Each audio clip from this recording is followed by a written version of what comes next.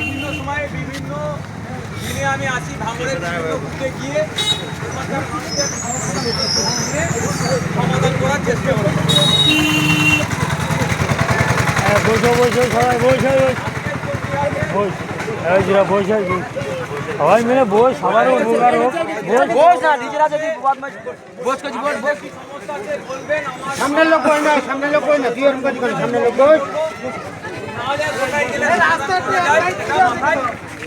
নিয়ে আপনাদেরকে সেটা বলবো। তবে একটা কথা বলছি আপনাদের, এই কোনটা পয়সা করে সামনের লোক বস যেটা হার্ডওয়ার সাথে কানেক্ট হচ্ছে এই জিনিসটা কিন্তু যে কোনো সময় ভেঙে পড়বে। এই খবরটা কিন্তু আমাদের আব্দুর রহিম ভাই, আমাদের ঈসা ভাই, আমাদের যারা নেতৃত্বরা আমাকে দিয়েছিল, আমি বিধানসভাতেও তুলেছিলাম। এই হাড়োয়া মিনাখার যে সংযোগ আছে না, ওটা হাড়োয়া এই নদীটা, এই পোলটার কথা, এই বিষয়ে আমি বিধানসভায় তুলি।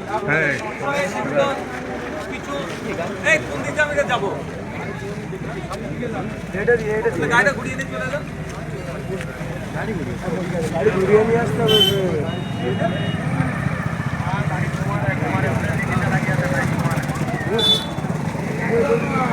এখন এসেছি, আপনাদের কারো যদি কোনো অভিযোগ থাকে বা কিছু সাজেশন থাকে বা কিছু থাকে আমাকে জানাবেন।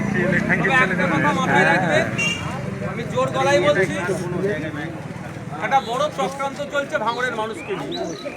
চক্রান্ত এটাই যে করার জন্য ওদের জায়গার দরকার। ওরা ঝগড়া ঝামেলা করে পঞ্চায়েত দখল করেছে, যদিও মামলা চলছে।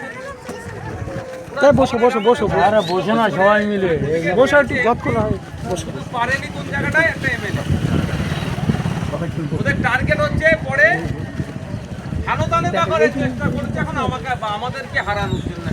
শুধু আইএসএফকে হারানোর নয়, ভাঙড়ের মানুষকে ধ্বংস করা ওদের চক্রান্ত। কি ওদের আমি একবার হুমকার দিয়েছিলাম আপনাদেরকে সাথে নিয়ে, যে ভাঙড়ের মানুষের বিনা অনুমতিতে ইচ্ছার বাইরে এক কোদাল মাটি এয়ারপোর্টের জন্য এখানে ফেলতে দেবো না, আর এক কোদাল মাটি এয়ারপোর্টের জন্য তুলতে দেবো না, মাথায় আছে। তারপরেই বললো কি আমরা এখন এয়ারপোর্টের জন্য জায়গা দেখছি না মিডিয়াতে। কিন্তু ভাঙড়ে এয়ারপোর্ট হবে কি হবে না, করার প্ল্যান আছে কি না, এর জন্য আমি বিধানসভায় প্রশ্ন করে রেখেছি পরিবহন দপ্তরকে, এখনো উত্তর আমার দেয়নি।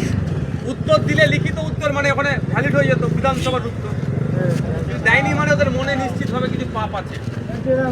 এমনি এমনি আর 4-8টা থানা করেনি আমাকে আটকানোর জন্য নয়। যদি আমাকে আটকানোর জন্য থানা করতে, তাহলে আমাকে তুলে নিয়ে যে জেলের মধ্যে রেখে দিতে, মিথ্যা মামলা দিয়ে বেরোতে দিত না। প্ল্যান হচ্ছে আগামী দিনের জন্য জমি অ্যাকোয়ার করে এয়ারপোর্টকে দেওয়ার জন্য। এয়ারপোর্ট হওয়ার যে কে বারণ করেছে? এয়ারপোর্টকে বারণ করবো আমরা? পুরুলিয়ায় যান না, বাঁকুড়াতে যান না, ঝাড়গ্রামে যান না, হাজার হাজার বিঘে জমি চাষ হচ্ছে না, সেগুলো জায়গায় এয়ারপোর্ট করুন। যেখানে 2 ফসলি জমি, 3 ফসলি নাই, 4 ফসলি জমি যেখানে, সেখানে এয়ারপোর্ট করার পরিকল্পনা। মানে কি, শুধু এয়ারপোর্ট যদি করে আপনার ভোগালিতে, এইগুলোকে পুরো ধ্বংস করবে। এইগুলো কি হবে? প্রমোটিং হবে। ভগবানপুর থেকে শুরু করবে, এইগুলো সব প্রমোটিং করবে। এই ধান্দা ওদের এটাই। আর এইসব যে সমস্ত নেতারা তৃণমূলের হয়ে হই হই করছে, এরা দালালি খাবে। এদের আর কি বুঝবে কি একটা সোসাইটিকে ধ্বংস করার পরিকল্পনা, এরা বুঝবে কি করে? এরা কি এরা ওই এই ঘরে আছে কি দালালি করব? আপনার আমার কানে বন্দুক ঠাকাবে, 20,000 টাকা শতক সই করাবে, আর এটা 20 লাখ টাকা শতক বিক্রি করবে। এই ঘরে ওরা আছে, কিন্তু একটা এলাকাকে পুরো ধ্বংস করে দেবে, এই ধান্দা ওদের মাথায় নেই। যে আপনাদের বলবো, আপনাদেরকে লড়ে নিতে হবে। এখনো পর্যন্ত করতে পারছে না। আপনারা আমাকে ভোটে জিতিয়ে পাঠিয়েছেন বলে আমি লড়াই করছিলাম। আগামী দিনে আপনারা কি করবেন আপনারাই ভালো জানেন। 2021 সালে ভয় দেখিয়েছিল বিজেপি চলে আসবে, তাও আমি 26,151টা ভোট বেশি পেয়ে জিতেছি। আমার ভরসা এবারে আইএসএফ এখান থেকে অন্তত কম করে ডবল লিডে জিতবে, তাই তো নাকি মায়েরা? এখন তার বিজেপির ভয়ের কোনো ব্যাপার নেই। বিজেপি আর তৃণমূল কি আলাদা? শুভেন্দু অধিকারী বলছে মুসলমান বিধায়কদের তৃণমূলের বিধানসভা থেকে বার করে ফেলে দেবো। ওই নটোরিয়াস ক্রিমিনাল একটাও কথা বলেন। শুভেন্দু অধিকারী মুসলমানকে বলছে বাংলাদেশি ঘুষপেটিয়া, জেহাদি, জঙ্গি, মুসলমানদেরকে দেখে দিচ্ছে। মাদ্রাসায় নাকি জঙ্গি চাষ হয়, এরকম বলে গাল দিচ্ছে বিজেপি। ওই নটোরিয়াস ক্রিমিনাল একটাও কথা বলেনি। কেন বলেন তো? দুর্নীতি করে করে গলা পর্যন্ত হয়ে গেছে। সেই প্রতিবাদ আমাকেই করতে হচ্ছে, বাংলার মানুষকে। ও আপনার হয়ে কথা বলবে না, আমাদের লড়াই আমাদেরকে লড়াই দিতে হবে, এটা মাথায় থাকে। জানেন আমাদের মেন লক্ষ্য হচ্ছে ভাঙড়ে এয়ারপোর্টের জন্য জায়গা নেই। আর দুনিয়ার জায়গা আছে, ভাঙড়ে কেন নজর আছে ভাই? এটা কি রহস্য? আপনারা একটু ঠান্ডা মাথায় বুঝলে বুঝতে পারবেন। একটা সময় রাজারহাট নিউ টাউন ভাঙড়ের মতোই চাং লোক ছিল, প্রচুর লড়াকু লোক ছিল। আজকে দেখুন যাদের জায়গাতে ফ্ল্যাট হয়েছে তারা ওই ওখানকার দরওয়ান, তারা ওই বাড়িতে কাজ করছে। তো আপনাকে 10 লাখ টাকা দিয়ে দিল, আপনি 10 লাখ টাকা তো 10 দিনে উড়িয়ে ফেলবেন। আপনার বাড়ির ওপরে দরওয়ান, এখন ছেলে যে কি বলছে, আমার আব্বার এই জায়গাটা ছিল, কি করে ওই বাড়ির এখন দরওয়ান আছে। এই প্ল্যান তো এখানে করা আছে, করতে পারছে না কেন? আপনারা আমাকে ভোট দিয়ে পাঠিয়েছেন, আমি লড়ে নেবো বলে। আমি আজকেও চ্যালেঞ্জ করে যাচ্ছি, ওদের দম থাকে তো ঘোষণা করতে বলুন যে ভাঙড়ে আমার 2026 আমার যতক্ষণ পর্যন্ত পিরিয়ড আছে এয়ারপোর্টের জন্য 1 কোদাল মাটি তুলতে পর্যন্ত দম থাকলে কত বাপের ব্যাটা আমি দেখে নেবো। কেন বুঝতে পারছেন না? এবার তাহলে আমাদেরকে ডিস্টার্ব করতে হবে। কিন্তু ওদের চক্করে পড়বেন না নিজের জায়গা বাঁচাবেন, আপনাদের উপর নির্ভর করবে। আমি ক্যামেরার সামনে বলছি, আমি গোপনীয় বলছি না যে ভাইজান ওখানে এসে লোককে ভুল বুঝিয়ে চলে গেল। বাস্তব কথা বলছি, জায়গা বাঁচানোর জন্য লড়াই নিজেদেরকে লড়ে নিতে হবে। আর একটা কথা, ভারতবর্ষ ধর্মনিরপেক্ষ রাষ্ট্র, সব ধর্মের মানুষ মাথা তুলে বাঁচে। সব ধর্মের হিন্দু মুসলমান নির্বিশেষে সবাইকে ভারতবর্ষের বাঁচে থাকার পূর্ণ স্বাধীনতা দিয়েছে, ধর্মচারণের পূর্ণ স্বাধীনতা আছে।